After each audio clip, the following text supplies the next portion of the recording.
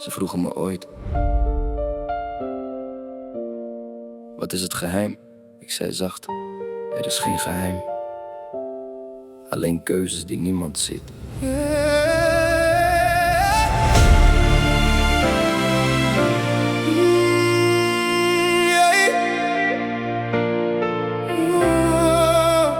Ik zei vandaag nee tegen gemak, zodat morgen jij kan voelen als vrijheid.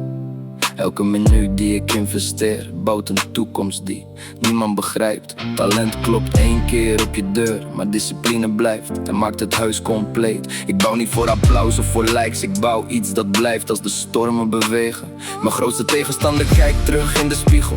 Elke ochtend opnieuw, geen ontsnapping, geen deal. Dus ik win in stilte, stap voor stap, 1 gedachte vooruit op wie ik gisteren was. Want wie elke dag een beetje groeit, wordt onherkenbaar voor zijn oude zelf. Motivatie was de vonk, maar dat was niet genoeg. Discipline werd het vuur, en dat brandt nog steeds. Ik ga door het vuur, tot mijn dromen kunnen ademen. Geen korte weg van groei, ik heb geen sluiproutes. Als de wereld zegt, rust nu maar uit, zeg mijn hart, nog 1 stap verder.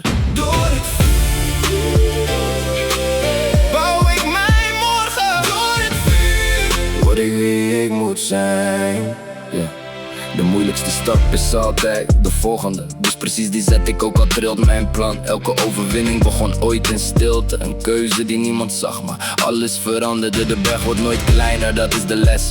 Jij wordt groter tot je boven jezelf uitstijgt. Ik keek ooit omhoog en dacht, dat is ver. Nu kijk ik terug en zie hoe ver ik al ben. Mijn toekomst loopt mee in mijn schaduw. Fluistert zacht, je bent dichterbij dan je denkt. Wie blijft lopen als alles zegt stop?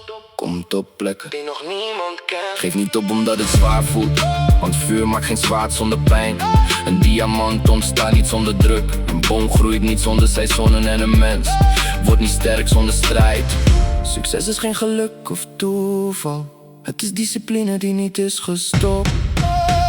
Ik ga door het vuur, zelfs als niemand het ziet. Elke stap die ik zet wordt mijn fundament. Ik kies niet de makkelijke weg, ik kies de weg die mij vormt. Door het vuur word ik sterker dan gisteren. Word ik wie ik moet zijn. Misschien is winnen niet sneller zijn dan iemand anders.